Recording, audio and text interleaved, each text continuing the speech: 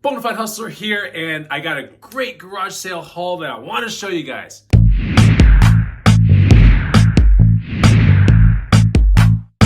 What's going on, guys and gals? Chris the Bonafide Hustler coming to you live from the inside of my garage, and we're going to go inside the house and look at some really cool garage sale finds that I found from last weekend.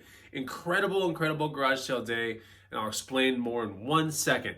Don't forget to follow me on Instagram at the Bonafide Hustler, and you can get the free money-making guide. It's the first link down below. It'll teach you 50 items, what to look for at garage sales and thrift stores and places like that that you can resell for more cash. Okay, so let me take you back to last Saturday, and my girlfriend and I, we actually did not garage sale together. She went to two neighborhoods kind of like in the north part of town, while I took time and went to the south part of town.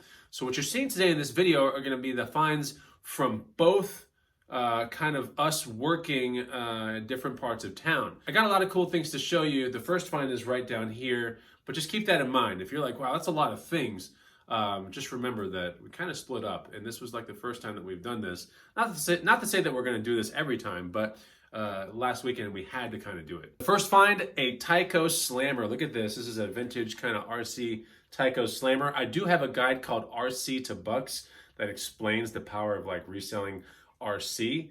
But yeah, you know, this right here, honestly, in this condition, it's actually a reversible kind of car. It can go either way.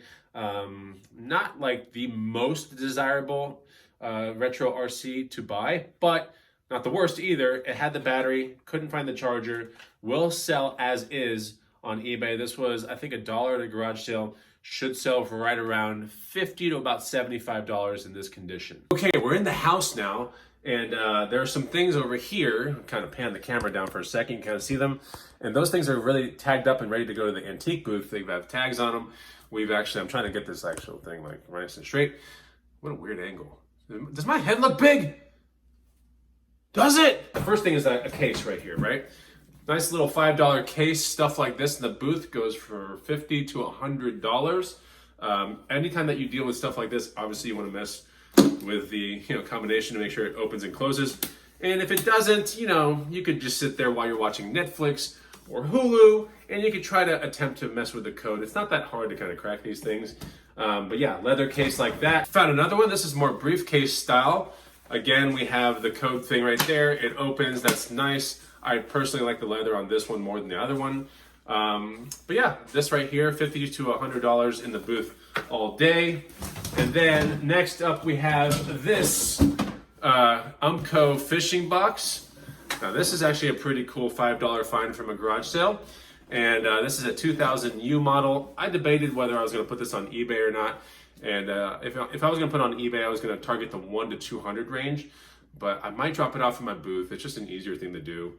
And it would be around about $100 in the booth, something like that. So this thing is a fishing tackle box, and then when you open it up, it goes into like different, kind of stages.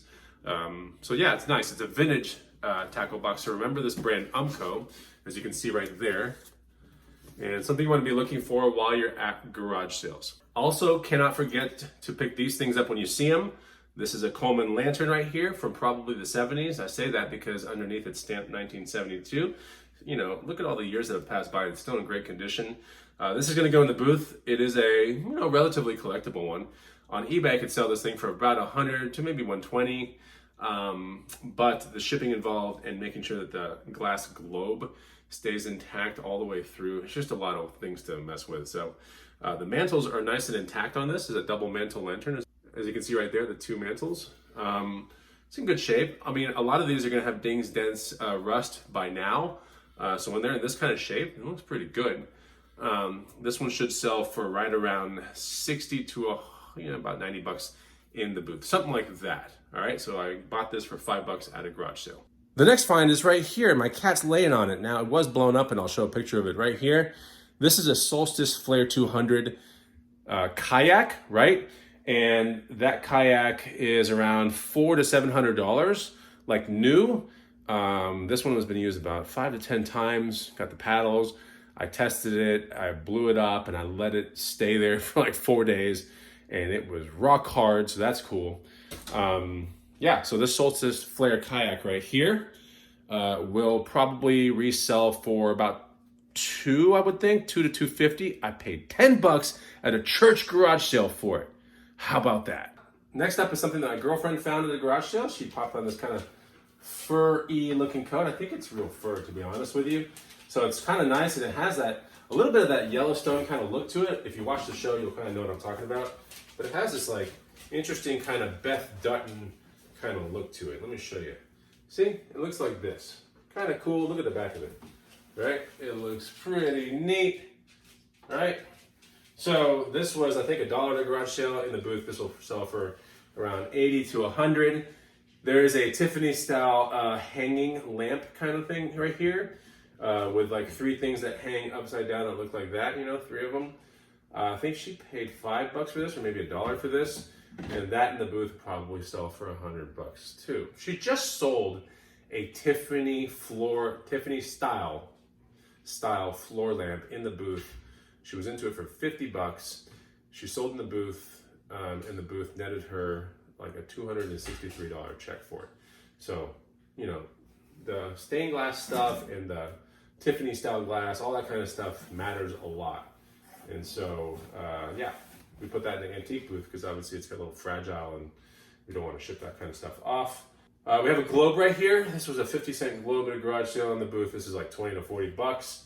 So popped on that pretty quick. Something very, very interesting, besides the fact that there's really cheap hamburgers and cheeseburgers right here in my house, is this. And she bought this, and this, I don't know if this is quite collector's type item, but it's definitely cool. It's in here. I haven't turned it on or anything. I don't really care if it works, but it does have all the plugs and everything. We have a 286 compact SLT 286 computer sitting in here in the box. I think it has been used and everything like that. We've tagged it up for about $180. So she paid $10 for this at a garage sale, and you know, if it sells for $180, we'll get a check for about $162 because there's a 10% commission that the booth charges. But that's definitely a retro and antique kind of thing, so we can put that in the booth. And that's a compact kind of SLT 286. It's not even really a laptop. It's like a compact computer with like a keyboard that's like portable. It's the weirdest looking thing. But then again, back then, that was the best that it was, you know? So that, I think, was after word processors and all that kind of stuff came computers, and then they tried making these computers try to be a little bit more portable. And so this is one of those things that's kind of like an in-between. It's not quite a laptop, and it's not quite a computer. It's like the weirdest thing. Anyway, oh yeah, and these are finds that are kind of big, so I can't show them to you. Popped on 3, that's right, 3 bicycles. So the first one is sitting right here. It was $20 and it had a bent handlebar. I have 10 handlebars here at the house, so I just put one on. It took 2 seconds. Well, actually it took like 5 minutes. That $20 mountain bike will probably resell for about $250 to $300. Got another bike. It's a Trek Composite, like a carbon fiber / aluminum road bike right here.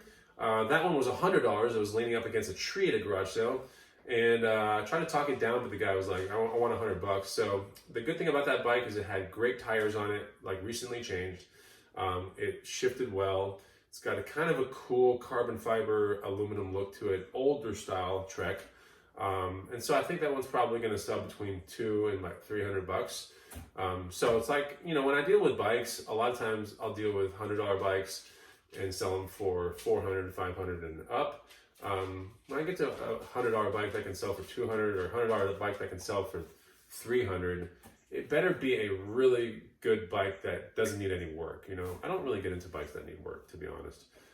So yeah, that one was that. And then the grand, you know, total, the best thing that we found of the entire day is sitting right here, and it's a tandem Raleigh companion tandem bike. It's a Raleigh tandem companion. Wait, a Raleigh companion tandem bike. There we go. It's pretty cool. Honestly, it's the very first. I don't know. This is probably the second tandem bike I've ever flipped, or I'm going to flip. This one's a really good one though, because it has great components on it. It's in great condition. It has fenders, and it is immaculate. It just runs. It runs right. So it has a large front with a 16.5 stoker, meaning that it's a large person in the front of the cab of the bike, and the person in the back is more of like a small style, so like significant other, whatever. And it rides great, right? My neighbor and I rode it around. It's pretty cool. If you've ever ridden on a tandem, it's kind of crazy feeling. This bike has the potential of selling between $500 and $1,000. So that was the biggest home run of the day. Yeah, bikes to bucks, you know, I make a guide about bikes as well, and it's a great thing to resell. So you kind of need a vehicle to get it back home because it's a pretty big bike. But that was the garage sale finds. What do you think about those finds? What's your favorite one? Well, let me know down below. I'm sure I'm missing a couple things too, because there's just items all over this house that have tags to them and everything. So I'm sure I'm missing a couple things, but that's the bulk of what we found. I thought we did pretty well. We found some great things. What do you guys think? Comment below. Make sure you're following me, and I'll see you on the next video. Take it easy. Goodbye.